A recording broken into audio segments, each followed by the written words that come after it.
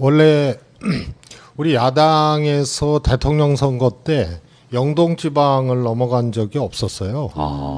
그래서 춘천, 원주 여기까지는 갔었는데. 그랬었나요? 근데 문 후보님께서 영동 지방 꼭 가야 된다 해서 강릉 유세 일정을 잡았는데 산불 때문에 어떻게 보면 뭐 당연히 그 화재 현장 이제 피해자들도 있고 또 아직도 진화되지도 않았잖아요. 그래서 또 신속하게 유세 일정을 취소하고 그렇게 일정 변경을 했습니다. 예. 아마 화재 현장에서는 뭐 앞으로의 국가 지도자로서의 국가의 재난에 대처하는 모습을 아마 잘 보여주셨으리라 생각하고요.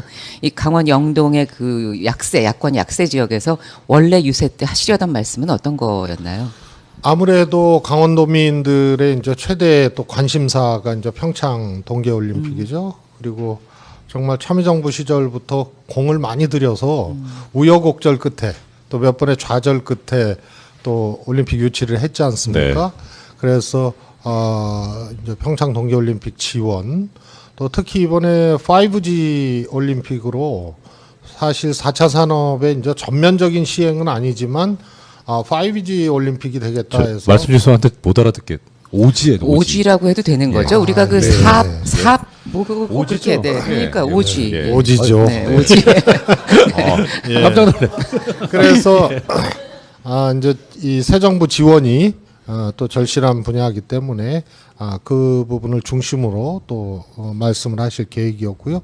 또 이명박 박근혜 정부 때 중단됐던 남북 화해협력 정책, 금강산 관광, 뭐 역시 이제 영동 북부 쪽 속초, 또 고양이 쪽은 또 그것 때문에 경제적 피해도 상당히 있었거든요. 또 그런 부분, 또 이 강원도 시대가 열릴 수 있는 여러 가지 기반이 사실 오랜 시간 동안 차곡차곡 진행이 돼서 특히 SOC나 인프라들이 지금 계획들이 굉장히 큰 규모로 또 제대로 진행되고 있기 때문에 강원도 시대에 맞는 그런 또 정부의 지원 이런 것도 또 말씀하실 계획이었습니다. 네. 여기 댓글에 최재성 의원님 정말 잘생기셨습니다. 이런 댓글이 안목이 올라왔어요. 훌륭하신 것 같아요. 예. 뭐 아주 가끔 이런 아낌없이 분들이 있습니다. 네. 안목 훌륭하신 분들. 저희 어머님은 뭐 제가 장동건 씨보다 훨씬 더 잘생겼다고. 저도 어머님은 아닙니다만은 예. 네. 최 의원님께서 그렇다고 생각합니다. 네. 평소에 존경했습니다.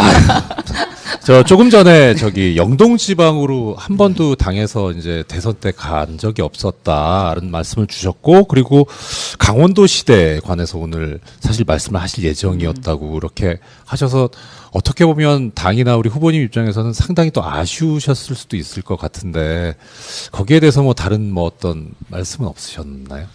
그래도 뭐 제가 이렇게 직접 듣지는 못했지만요. 네. 역시 지난번에도 2012년 문재인 후보의 대통령 선거 주 슬로건이 사람이면 먼저다였고요.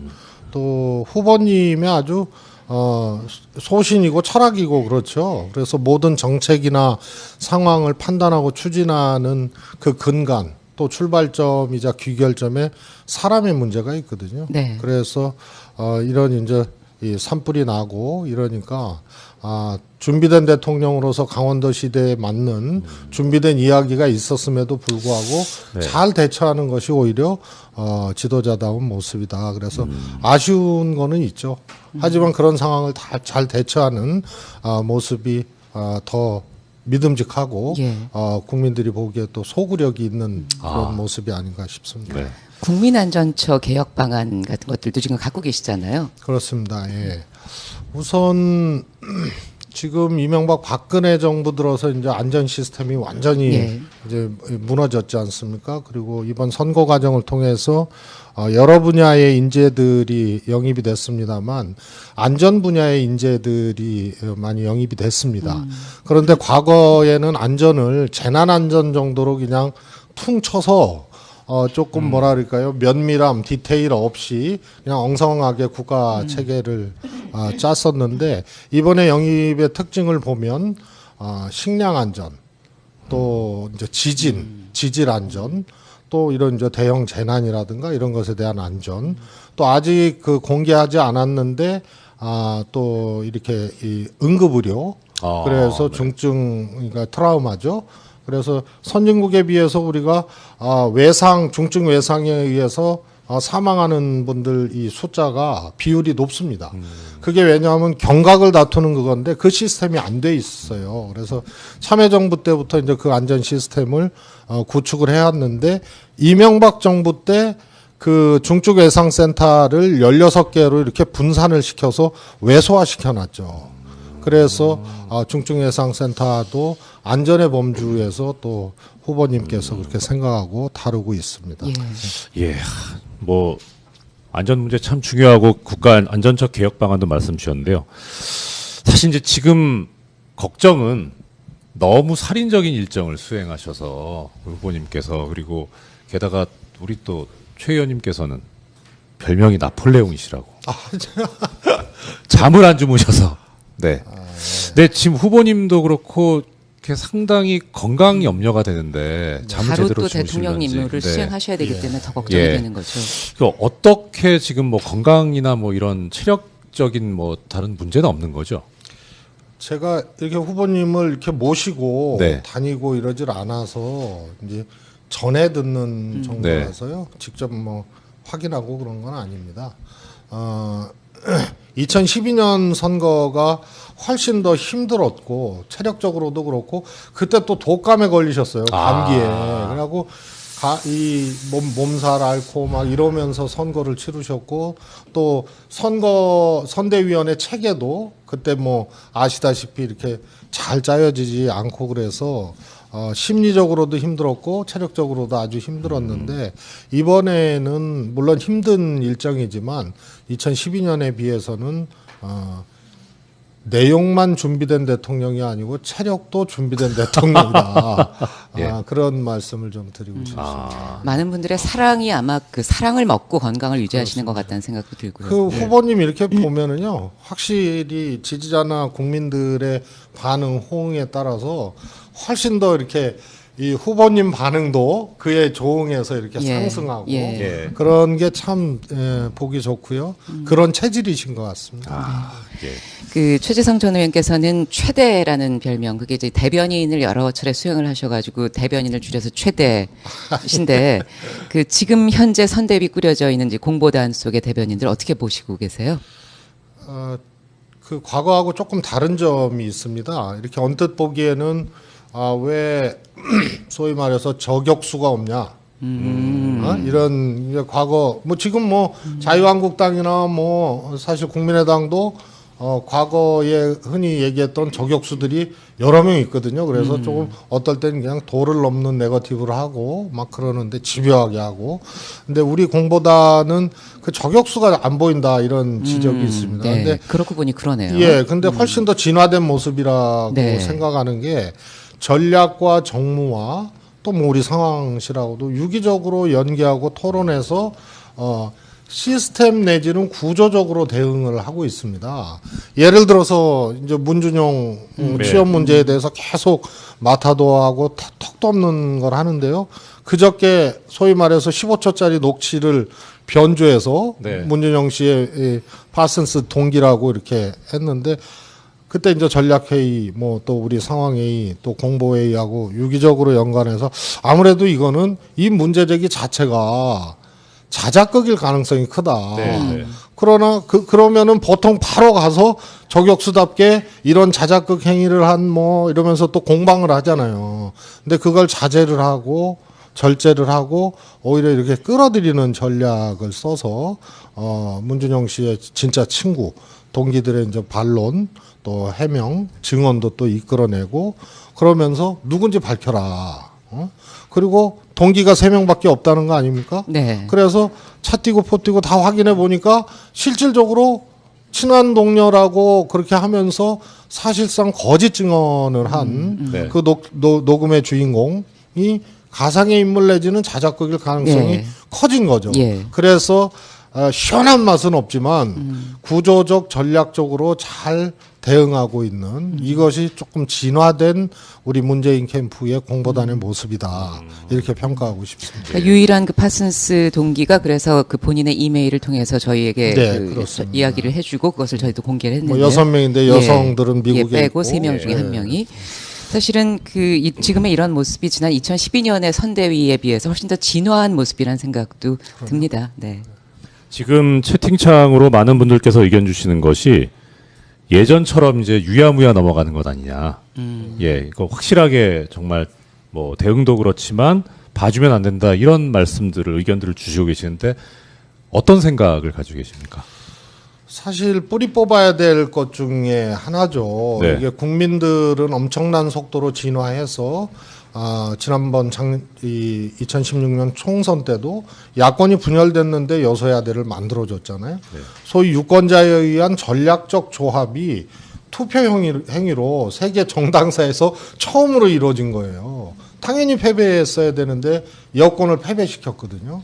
그래서 국민의당과 민주당을 전략적 조합으로 이렇게 끌고 나갔던 거고, 그리고 최순실 촛불이었습니다. 이때도 정치권은 우왕좌왕했거든요. 뭐 총리 추천한다 그러니까 바짝 그런 사람도 있었고, 그러나 국민들은 처음부터 끝까지 일관되게 퇴진, 탄핵, 그리고 새로운 대한민국 적폐청산, 이걸 한 번도 흐트러뜨리지 않고 조기 대선을 이끌어낸 겁니다. 그래서 저는 이번 과정을 통해서 국민들의 이런 진화된 속도, 이것에 정치권이 더 따라가야 된다, 이것을 또 입증한 선거고요. 그래서 국민들에 의해서 만들고 국민들이 이기게 만드는 선거, 이렇게 좀 평가하고 싶습니다. 네. 저희가 그 최재성 의원님과 어울리는 고사성어를 몇 가지를 준비해서 한 4가지 정도로 해서 그것에 대한 그 뜻풀이를 하면서 조금 시간을 보내볼까 해요. 그 첫 번째 고사성어, 뭐 쉽지 않은 얘기입니다만 분주파부. 네. 20대 총선 작년에 출마를 안 하셨어요. 예. 그때 출마하셨으면 넉넉히 4선 의원이 되셨을 뿐인데 불출마 선언을 하고 뒤로 빠지셨는데 그때 분주파부하겠다라는 말씀이 인상적이었거든요. 좀 설명을 해 주시겠어요? 문재인 당시 당대표의 최대 과제이자 또 문 대표의 소신이었고, 결국은 그것이 잘한 일이다라고 증거된 것이 있습니다.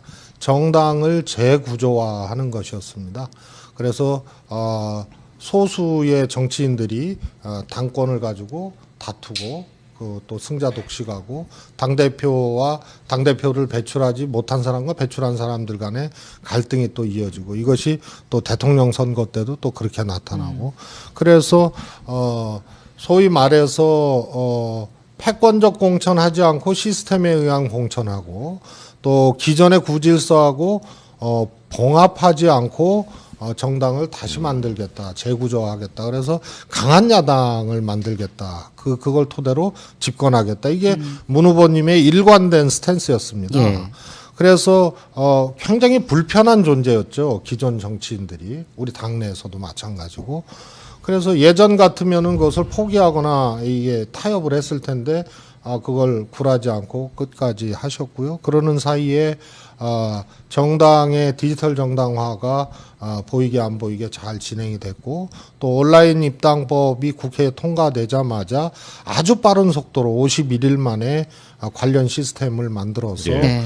탈당과 동시에 많은 권리당원들이 또 입당하게 만드는 이런 정당 구조를 다시 바꾼 것이 문재인 대표였습니다. 그 과정에서 우리 후보님 그렇게 하셨는데 그래서 예. 저는 문 의원님이 저런 철학과 소신이면 정말 수권 정당으로 거듭날 수 있겠다 해서 당시 제가 사무총장 하는데 하여튼 뉴스가 많이 됐어요. 예. 네. 예. 그리고 위인 설과는 봤어도 위인 폐과는 또 처음이었습니다. 사무총장 권한이 너무 집중되니까 총무본부장으로 바꿔서 위인 폐관의 당사자였는데, 문 대표님의 그런 의지, 인적 혁신 의지, 정당 재구조의 의지를 누군가는 좀 잘 발맞춰서 해야겠다. 예. 그러니까 조금 권한이 있다고 하는 실무 책임자 아닙니까? 총무본부장이. 그래서 모든 걸 한번 던지고 해야겠다. 그래서 문 대표에 대한 패권주의 공천에 대한 뭐랄까 의심 또 말도 안 되는 지적이지만 그런 것에 대해서 그렇지 않다는 하나의 이 모습을 그런 불출마를 통해서 보여주고 또 혁신의지 재구조화 의지에 대해서 분명하다는 것을 또 입증하기 위해서 예. 그렇게 했습니다. 그러니까 배도 불사르고 솥단지도 태워서 더 이상 어떤 것이 돌아갈 곳이 없이 절박한 심정으로 임하시는 모습입니다. 그 사실 근데 이 분주파부 어려운 용어를 쓰셨는데 우리 최 의원님 같은 경우에는 네. 사람들이 다 살신성인이다 이게 의리파다 이렇게 인식을 하고 있습니다. 참 그러면서 방송사 사장으로 바뀌시고 바지 사장입니다. 대표는 따로 계시고 야, 그러니까 그 얼굴 마담 같은 건가요? 커서 얼굴이 커서. 네. 예, 두 번째 진정한 얼굴 마담입니다. 네. 진도 예. 나가죠. 네. 예. 두 번째 견마지로. 네. 견마지로라도 하려면 모든 걸 내려놓아야 한다. 예, 어떤 이야기셨죠? 이거는? 정치인들은 늘 도전해야 되고 또 안주하면 안 되지 않습니까? 그래서 평가가 좋은 방법으로 도전하고 어떤 분은 또 좋지 않는 방법으로라도 도전해야 된다. 이게 불문율처럼 돼 있었습니다. 그게 권력의지라고 이제 또 달리 표현도 되죠. 그래서 어떤 자리가 있다. 또 어떤 지점이 있으면은 먼저 가기 위해서 경쟁할 수밖에 없었던 시간입니다. 그런데 이 작은 일이라도 헌신하고 또 그렇게 할 필요가 있을 때 그것을 마다하지 않는 것, 그것은 사람들이 그것을 뭐 희생이다 헌신이라 하더라도 큰 역사적 물줄기나 또 민심의 도도한 바다에 비춰봤을 때는 그것이 또 그렇게 뭐 큰 결단도 아니에요. 그래서 견마지로라는 표현을 제가 또 좋아하고 또 예. 쓰고 그렇습니다. 이 견마지로라고 또 이렇게 겸손하게 말씀해 주셨지만 사실 많은 분들은 아세요. 우리 그 최 의원님께서 의리파시면서도 또 전략가, 정책통. 예. 그게 다 머리가 커서 그런 걸까요? 네. 그 인권위에서 유정아 아나운서 51번째 소환 대상입니다. 뭐 김현, 최민희 뭐 여러 명 있습니다. 예, 머리 그런- 큰 말, 머리 큰 개인가요? 정말 진짜 큰일 났네. 전 뭐 이력이 나가지고 예. 별로 자극이 안 돼요. 이런 거. 예. 아니 사실은 그 예전에 같으면 그러니까 요즘이야 뭐 장동건 같은 얼굴 머리 작은 남자들을 좋아하지만 예전엔 남자가 웬만큼 머리가 사이즈가 있어야 그게 사람이 인물이 좋다. 그렇게 저는 뭐 하여튼 평가를. 송영길 총괄본부장 그 때문에 옆에 계시면 커 보이지도 않아요. 네, 예. 아주 잘 지내고 있습니다. 네. 이 수습을 이렇게 하시는 거예요. 예. 네. 예. 제가 여쭤보려고 했던 건 그렇게 이제 전략가시고 정책통이신데 그래도 예상 못 하셨던 돌발 상황이 있지 않았었나. 뭐 앞으로 이제 이틀 남았지만 그것도 안심할 상황은 아니지만 뭐 좀 아찔했다고 할까 아차 싶으셨던 그런 상황 혹시 없었습니까? 저는 뭐 이겁니다. 하나의 이제 흐름이 굉장히 중요한 거잖아요. 민심의 흐름이. 네네. 근데 총선 이후로 지금까지 쭉 보면은 과거의 해석법으로는 해명이 되지 않는 게 있습니다. 해명이 되지 않는 게 촛불이 딱 시작됐다. 최순실 국정농단에 대해서 국민들이 분노하기 시작한. 그러면 정치권은 예전의 경험으로 찬바람 불고 눈 오고 좀 추우면 저 촛불이 흩어질 텐데 정치권은 정치공학적으로라도 이 문제를 수습해야 돼. 이게 아주 고전적 해석법이었습니다. 근데 국민들이 이 디지털 융합 문명에 진화하는 유목민처럼 완전히 꽉꽉 누르면서 온 거예요, 국면을. 지금까지요. 예. 그래서 전 대선 승리 믿어 의심치 않습니다. 그런데 이 과정에서 우리 문재인 후보 진영 내부에서도 이런 저 고전적인 해석법과 또 새로운 해석법이 계속 논쟁하고 충돌을 해왔습니다. 네. 예를 들어서 문재인 후보께서 진짜 정권 교체 이런 얘기를 하셨잖아요. 그리고 적폐 청산 얘기를 하시고 그러니까 본선 딱 들어오면서 예선 끝나고 본선 들어오면서 확장력이 없다. 네. 이런 얘기를 막 이제 논쟁을 했죠. 근데 과거 해석법이면 당연한 거예요. 그리고 선거의 이제 중반전 넘어가면 중도 확장력 예. 이거를 막 억지로라도 막 그때 했죠. 네. 예전에는. 그런데 일관되게 후보는 적폐청산을 위한 정권 교체, 진짜 정권 교체, 가짜 정권 교체 이걸로 그냥 쭉 일관을 해오셨습니다. 그게 민심을 정확하게 꿰뚫고 있는 거고요. 그걸로 정권 교체하겠다는 것을 분명히 하신 거죠. 그래서 이 흐름 속에서 논쟁은 우리 내부에서도 과거 해석법과 잦아들고. 새로운 해석법이 있었다. 그래서 이때가 서로 삐딱하면은 이제 전략적 지점을 잘못 잡는 네네. 거니까 네. 그런 게 오히려 그때마다 조금 아. 노심초사했고 이런 거고요. 하나 더 말씀드리면 보수 유권자들이 이번에 처음으로 유목민이 됐지 않습니까? 그래 우리도 그 전에 그랬거든요. 네네. 2007년도 대선은 네. 투표장에 안 가고 막 그랬었잖아요. 그런데 이게 이제 반기문한테 갔다가 예. 또 황교안 총리한테 갔다가 예. 또 우리 경선 과정에서는 일부가 예. 또 안희정 후보한테 왔다가 네. 그리고 지금 안철수한테 갔다가 또 네. 홍준표로. 예. 그래서 이런 과정을 통해서 이게 뭉탱이로 그냥 막, 뭐 10% 이상의 뭐랄까 덩어리를 가지고 막 움직이니까 그게 그때마다 이제 툭툭 올라오면은, 안철수 후보가 박빙? 문재인 후보하고 그 다음에 뭐 또 뭐 반기문, 이 보수 유목민이 가서 예. 이거 완전히 치고 올라오면 어떻게 하지? 뭐 이런 것이 이제 이 가슴을 또 심장을 쫄깃하게 했던 거죠. 근데 그때마다 제가 보기에는 후보가 네. 중심을 분명히 잡으셨습니다. 네. 그래서 메시지를 일관성 있게 갖고 가고 스탠스도 아주 뚜렷하게 갖고 가면서 극복을 할 수 있어요. 네. 예. 예. 세 번째 볼까요? 네. 네, 뭐 이거는 저희가 많이 그 후보님의 입을 통해서도 제조 산하. 네. 예.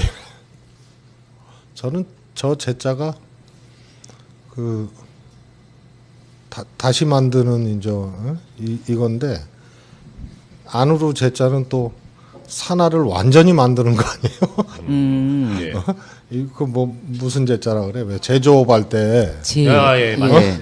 그래서 저는 후보께서 밖으로 아이제나 어이제나 예, 예. 같은 심정으로 그러니까 말씀을 이 나라를 완전히 새롭게 하셨다고 만든다. 봅니다. 그래서 그런 말씀도 하시잖아요.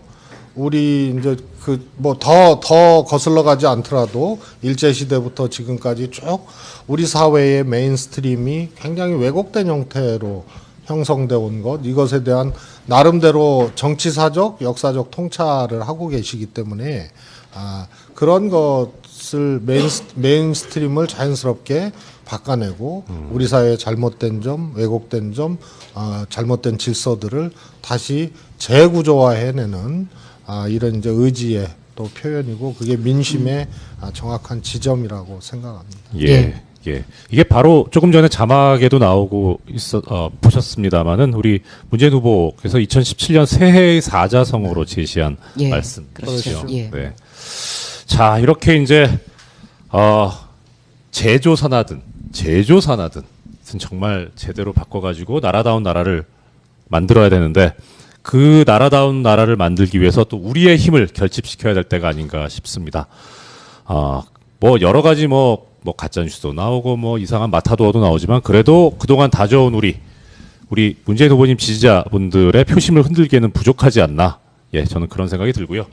그래서 다시 한번 또 우리 또 얼굴이 복지이신 우리 문재인 후보님의 오후 일정을 다시 따라가 보겠습니다. 어버이날을 하루 앞둔 오늘 문재인 후보의 저녁 일정은 광주 송정역 앞 집중 유세였습니다. 광주 송정역은 경상도와 전라도를 연결하는 경전선의 종착역이자 대전과 목포를 잇는 호남선 열차가 정차하는 곳인데요. 파란 풍선을 든 광주 시민들의 환호를 받으며 무대로 등장한 문재인 후보는 광주에서 인정받는 대통령이 되겠다며 5월 9일 투표혁명을 완수해달라고 호소했습니다. 정권 교체 문재인으로 결정했다. 맞습니까? 김대중 대통령님께 보고드립니다. 당신이 못다 이룬 꿈, 동서화합의 꿈, 현실로 다가왔습니다. 저 문재인이 해냈다. 자신있게 보고드립니다. 광주 시민 여러분, 저 문재인은 20대 청년 시절부터 광주와 함께 살아왔습니다. 문재인의 30대, 40대, 50대 늘 광주와 함께 했습니다.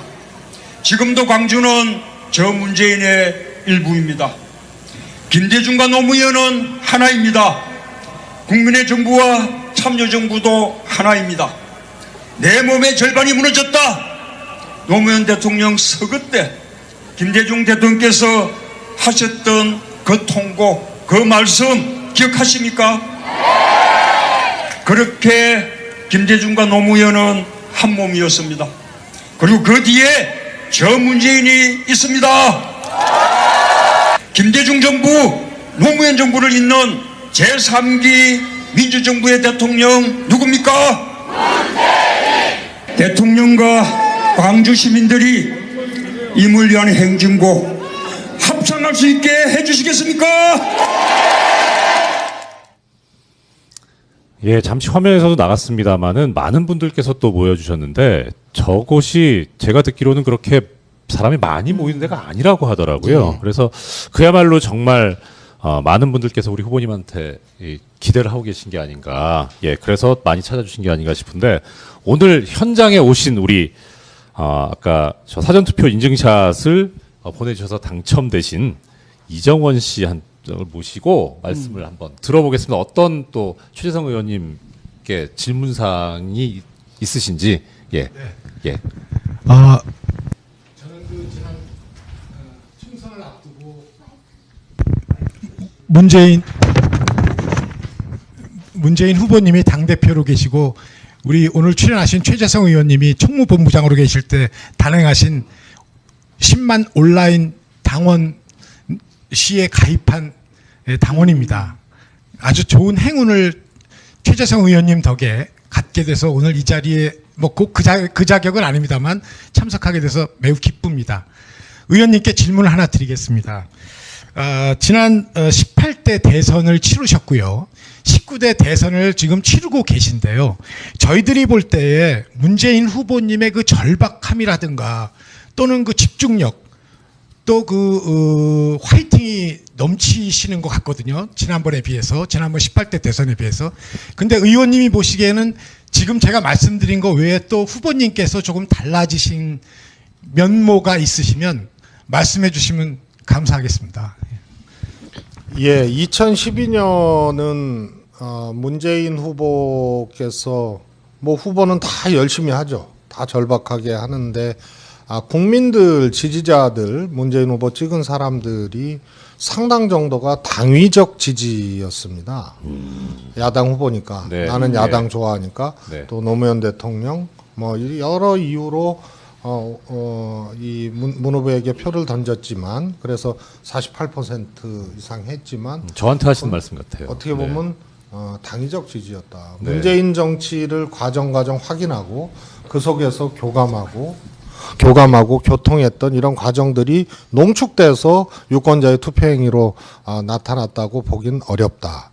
그리고 문재인 후보가 당대표가 됐고 정말 흔들기, 탈당 이런 이제 파고를 그 파도의 맨 끝에 그냥 돛담배 하나 놓고 이렇게 견디는 그런 과정을 거치면서 또 김종인 비대위 체계가 들어오고 그러나 안 보이게 당은 바뀌었고 변화됐고 그랬었습니다.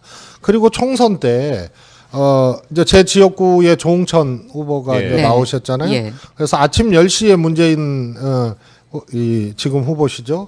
그 지원으로 오셨어요. 근데 우리 당원들 말고 훨씬 더 많은 사람들이 아침 10시에 많이 모이신 거예요. 그리고 막 문재인 그때 의원님이시죠. 손을 잡고 그냥 막 그래서 제가 총선 끝나고 문재인 그 대표하고 둘이서 좀 차 한잔 하면서 그랬습니다.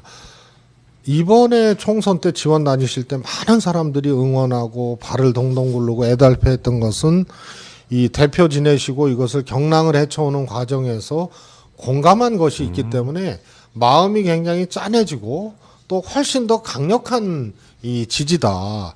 그래서 그만큼 다음 정권을 준비하고 또 수권 능력을 쌓고 이런 것이 더 절실하고 중요해졌다는 반증입니다. 네. 그러니까 문 대표님이 당신도 느끼셨다. 네. 이러면서 진짜 그 뒤로 총선 뒤로 특히 문 대표님의 고민, 행위 또 정책에 대한 학습, 탐구, 의지 이런 것들이 총선으로 거의 진짜 제가 보기에는 가파르게 이렇게 올라간 것 같습니다. 특히 그래서 이번은 사실 전략부터 정책부터 모든 것을 후보께서 거의 갈무리를 하고 리딩을 하면서 온 선거다. 상대당에서 뭐 문 후보님이 뭐 페이퍼를 읽는다 어쩌고 저쩌고 막 하는데요.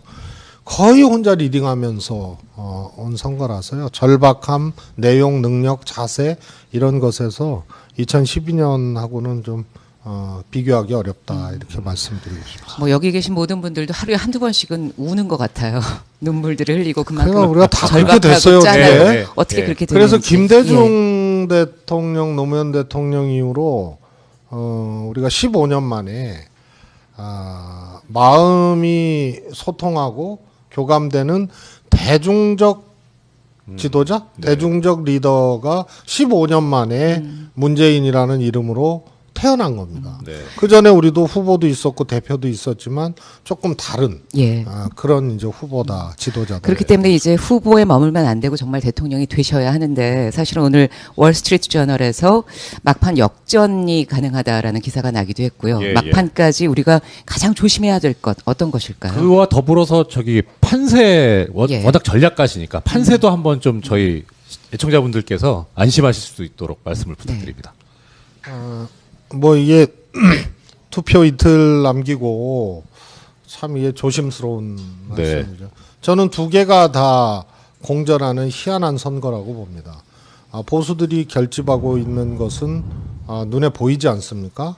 그래서 애당초 예측을 했듯이 안철수 후보가 정점을 찍었을 때도 홍준표 후보가 결국은 치고 나올 것이다. 그리고 아주 짧은 시간에 그렇게 됐습니다. 보니까 그게 아까 말씀드린 이제 부유했던 보수 유목민 예. 이분들이 딱 열흘에서 15일 간격으로 옮겨온 상황입니다. 반기문 예. 총장부터 쭉 이렇게 옮겨간 거 보면 2주일을 넘지를 못했어요.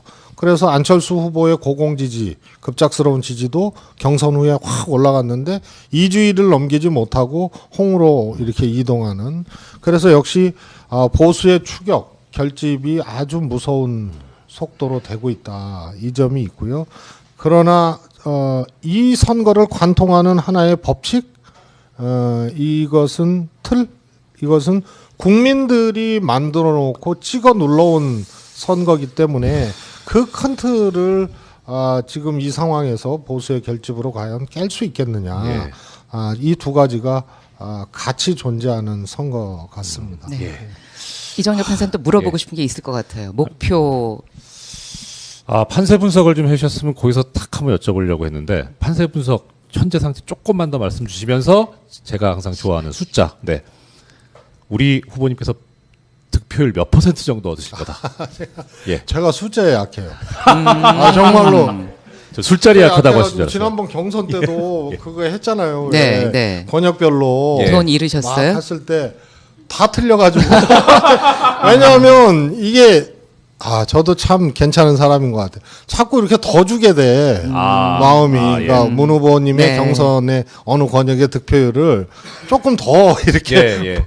부르게 돼가지고 다 틀렸습니다. 근데 이번에도 이게 참 경계 지점이 우선 산술적으로나 이 해석을 해보면 참 이게 딱 특정해서 말하기가 어려운 게 네. 기본적으로 저는 5대 4대 1 구도라고 보거든요. 어. 정권 교체에 강렬한 열망을 가진 지지층 예. 5, 그 다음에 보수 등등등 반문재인 뭐 해서 4, 그 다음에 뭐 심상정 후보 뭐 기타 해서 네. 유동성은 있지만 대략 1, 전후한 이렇게 본다면 이 틀이 크게 깨지지는 않을 것 같은데 지금까지 다자선거로 50%를 넘긴 후보가 없습니다. 이명박 정동영 후보가 붙었을 때도 예. 역대 최고 표 차이 520만 표 이상으로 했는데 이명박 후보의 득표율이 50%못 넘었거든요. 네네. 양자 대결 구도에서는 네. 우리 박근혜 후보가 우리 문재인 후보를 50% 넘으면서 이제 이겼던 거죠. 예. 그래서 이번에 다자 대결 구도이기 때문에 하여튼 그 50%에서 왔다 갔다 할 것 같은 예. 이번에는 그 숫자가 그 아래로 틀리기를 바라는 마음입니다. 그렇습니다. 네. 예. 오늘 그 모든 것을 내려놓고 문재인 후보와 더불어민주당의 집권을 위해서 노력하고 계신 종합상황본부 제1실장 최재성 전 의원님과 함께해봤습니다. 고맙습니다. 고맙습니다. 네. 또 제대로 진행되고 있기 때문에 강원도 시대에 맞는 그런 또 정부의 지원 이런 것도 또 말씀하실 계획이었습니다. 네. 여기 댓글에 최재성 의원님 정말 잘생기셨습니다. 이런 댓글이 안목이 올라왔어요. 훌륭하신 거죠. 예. 뭐 가루 아주 가끔 이런 아낌없이 분들이 있습니다. 네. 안목 훌륭하신 분들. 저희 어머님은 뭐 제가 장동건 씨보다 훨씬 더 잘생겼다고. 저도 어머님은 아닙니다만은 예. 네. 최 의원님께서 그렇다고 생각합니다. 평소에 존경했습니다. 저 조금 전에 저기 영동 지방으로 한 번도 당에서 이제 대선 때 간 적이 없었다라는 말씀을 주셨고, 그리고 강원도 시대에 관해서 오늘 사실 말씀을 하실 예정이었다고 그렇게 하셔서 어떻게 보면 당이나 우리 후보님 입장에서는 상당히 또 아쉬우셨을 수도 있을 것 같은데 거기에 대해서 뭐 다른 뭐 어떤 말씀은 없으셨나요? 그래도 뭐 제가 이렇게 직접 듣지는 못했지만요. 네. 역시 지난번에도 2012년 문재인 후보의 대통령 선거 주 슬로건이 사람이면 먼저다였고요. 또 후보님의 아주 소신이고 철학이고 그렇죠. 그래서 모든 정책이나 상황을 판단하고 추진하는 그 근간 또 출발점이자 귀결점에 사람의 문제가 있거든요. 네. 그래서 이런 이제 이 산불이 나고 이러니까 준비된 대통령으로서 강원도 시대에 맞는 준비된 이야기가 있었음에도 불구하고 네. 잘 대처하는 것이 오히려 지도자다운 모습이다. 그래서 아쉬운 거는 있죠. 하지만 그런 상황을 다 잘 대처하는 모습이 더 믿음직하고 예. 국민들이 보기에 또 소구력이 있는 그런 모습이 아닌가 싶습니다. 네. 국민안전처 개혁 방안 같은 것들도 지금 갖고 계시잖아요. 그렇습니다. 예. 우선 지금 이명박 박근혜 정부 들어서 이제 안전 시스템이 완전히 예. 이제 무너졌지 않습니까? 그리고 이번 선거 과정을 통해서 여러 분야의 인재들이 영입이 됐습니다만 안전 분야의 인재들이 많이 영입이 됐습니다. 그런데 과거에는 안전을 재난 안전 정도로 그냥 퉁 쳐서 조금 뭐라 그럴까요? 면밀함, 디테일 없이 그냥 엉성하게 국가 체계를 짰었는데 이번에 영입의 특징을 보면 식량 안전, 또 이제 지질 안전, 또 이런 이제 대형 재난이라든가 이런 것에 대한 안전, 또 아직 그 공개하지 않았는데 또 이렇게 이 응급의료, 그래서 중증 그러니까 트라우마죠. 그래서 선진국에 비해서 우리가 중증 외상에 의해서 사망하는 분들 이 숫자가 비율이 높습니다. 그게 왜냐하면 경각을 다투는 그건데 그 시스템이 안 돼 있어요. 그래서 참여정부 때부터 이제 그 안전 시스템을 구축을 해왔는데 이명박 정부 때 그 중증 외상센터를 16개로 이렇게 분산을 시켜서 외소화시켜 놨죠. 그래서 중증예상센터도 안전의 범주에서 또 후보님께서 그렇게 생각하고 다루고 있습니다. 예. 예, 뭐 안전 문제 참 중요하고 국가 안전처 개혁 방안도 말씀 주셨는데요. 사실 이제 지금 걱정은 너무 살인적인 일정을 수행하셔서 후보님께서 그리고 게다가 우리 또 최 의원님께서는 별명이 나폴레옹이시라고 잠을 안 주무셔서 네.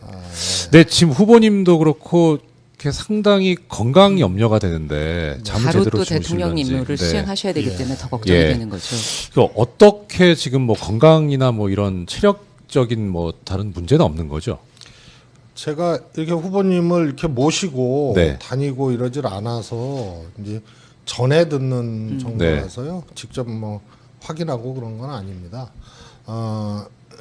2012년 선거가 훨씬 더 힘들었고 체력적으로도 그렇고 그때 또 독감에 걸리셨어요. 감기에. 그래갖고 이 몸살 앓고 막 이러면서 선거를 치르셨고 또 선대위원회 체계도 그때 뭐 아시다시피 이렇게 잘 짜여지지 않고 그래서 심리적으로도 힘들었고 체력적으로도 아주 힘들었는데 이번에는 물론 힘든 일정이지만 2012년에 비해서는 내용만 준비된 대통령이 아니고 체력도 준비된 대통령이다.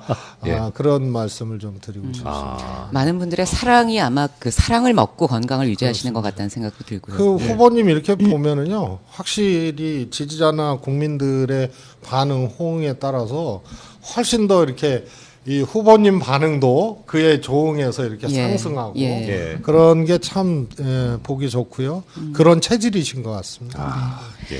그 최재성 전 의원께서는 최대라는 별명, 그게 이제 대변인을 여러 차례 수행을 하셔가지고 대변인을 줄여서 최대신데 그 지금 현재 선대위 꾸려져 있는 이제 공보단 속의 대변인들 어떻게 보시고 계세요?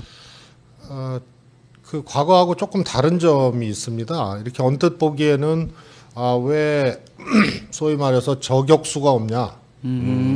이런 이제 과거 뭐 지금 뭐 자유한국당이나 뭐 사실 국민의당도 과거에 흔히 얘기했던 저격수들이 여러 명 있거든요. 그래서 조금 어떨 때는 그냥 도를 넘는 네거티브를 하고 막 그러는데 집요하게 하고. 근데 우리 공보다는 그 저격수가 안 보인다 이런 지적이 있습니다. 네, 근데 그렇고 보니 그러네요. 예, 근데 훨씬 더 진화된 모습이라고 네. 생각하는 게 전략과 정무와 또 뭐 우리 상황실하고도 유기적으로 연계하고 토론해서 시스템 내지는 구조적으로 대응을 하고 있습니다. 예를 들어서 이제 문준용 취업 문제에 대해서 계속 마타도하고 턱도 없는 걸 하는데요. 그저께 소위 말해서 15초짜리 녹취를 변조해서 네. 문준용 씨의 이 파슨스 동기라고 이렇게 했는데 그때 이제 전략회의, 뭐 또 우리 상황회의, 또 공보회의하고 유기적으로 연관해서 아무래도 이거는 이 문제제기 자체가 자작극이 원래 우리 야당에서 대통령 선거 때 영동 지방을 넘어간 적이 없었어요. 그래서 춘천, 원주 여기까지는 갔었는데 그랬었나요? 근데 문 후보님께서 영동 지방 꼭 가야 된다 해서 강릉 유세 일정을 잡았는데 산불 때문에 어떻게 보면 뭐 당연히 그 화재 현장에, 예, 이제 피해자들도 있고 또 아직도 진화되지도 않았잖아요. 그래서 또 신속하게 유세 일정을 취소하고 그렇게 일정 변경을 했습니다. 아마 화재 현장에서는 뭐 앞으로의 국가 지도자로서의 국가의 재난에 대처하는 모습을 아마 잘 보여주셨으리라 생각하고요. 이 강원 영동의 그 약권 약세 지역에서 원래 유세 때 하시려던 말씀은 어떤 거였나요? 아무래도 강원도민들의 이제 최대 또 관심사가 이제 평창 동계올림픽이죠. 그리고 정말 참여정부 시절부터 공을 많이 들여서 우여곡절 끝에 또 몇 번의 좌절 끝에 또 올림픽 유치를 했지 않습니까? 그래서 이제 평창 동계올림픽 지원 또 특히 이번에 5G 올림픽으로 사실 4차 산업의 이제 전면적인 시행은 아니지만 5G 올림픽이 되겠다 해서 말씀 죄송한데 못 알아듣게. 오지에 오지라고 해도 되는 거죠. 우리가 그 네. 삽, 뭐 그거 꼭 오지죠. 그렇게 네. 그러니까 예. 오지. 예. 오지죠. 네, 오지. 깜짝 놀래. 그래서 이제 이 새 정부 지원이 또 절실한 분야이기 때문에 그 부분을 중심으로 또 말씀을 하실 계획이었고요.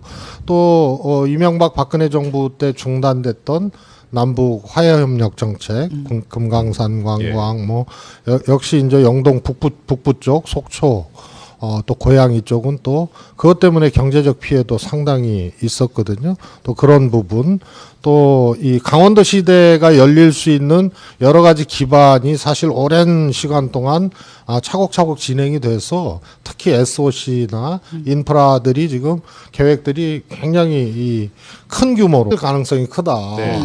그러나 그러면은 보통 바로 가서 저격수답게 이런 자작극 행위를 한 뭐 이러면서 또 공방을 하잖아요. 근데 그걸 자제를 하고 절제를 하고 오히려 이렇게 끌어들이는 전략을 써서 문준용 씨의 진짜 친구 동기들의 이제 반론 또 해명 증언도 또 이끌어내고 그러면서 누군지 밝혀라. 그리고 동기가 3명밖에 없다는 거 아닙니까? 네. 그래서 차 띄고 포 띄고 다 확인해 보니까 실질적으로 친한 동료라고 그렇게 하면서 사실상 거짓 증언을 한 네. 그 녹음의 주인공이 가상의 인물 내지는 자작극일 가능성이 예. 커진 거죠. 예. 그래서 시원한 맛은 없지만 구조적 전략적으로 잘 대응하고 있는 이것이 조금 진화된 우리 문재인 캠프의 공보단의 모습이다 이렇게 평가하고 싶습니다. 그러니까 유일한 그 파슨스 동기가 그래서 그 본인의 이메일을 통해서 저희에게 네, 그 그렇습니다. 이야기를 해주고 그것을 저희도 공개를 뭐 했는데요. 6명인데 여성들은 미국에 빼고 있고. 3명 중에 예. 1명이 사실은 지금의 이런 모습이 지난 2012년의 선대위에 비해서 훨씬 더 진화한 모습이라는 생각도 듭니다. 네. 지금 채팅창으로 많은 분들께서 의견 주시는 것이 예전처럼 이제 유야무야 넘어가는 것 아니냐. 예, 이거 확실하게 정말 뭐 대응도 그렇지만 봐주면 안 된다 이런 말씀들을 의견들을 주시고 계시는데 어떤 생각을 가지고 계십니까? 사실 뿌리 뽑아야 될 것 중에 하나죠. 네. 이게 국민들은 엄청난 속도로 진화해서 지난번 2016년 총선 때도 야권이 분열됐는데 여소야대를 만들어줬잖아요. 네. 소위 유권자에 의한 전략적 조합이 투표 행위로 세계 정당사에서 처음으로 이루어진 거예요. 당연히 패배했어야 되는데 여권을 패배시켰거든요. 그래서 국민의당과 민주당을 전략적 조합으로 이렇게 끌고 나갔던 거고, 그리고 최순실 촛불이었습니다. 이때도 정치권은 우왕좌왕했거든요. 뭐 총리 추천한다 그러니까 바짝 그런 사람도 있었고, 그러나 국민들은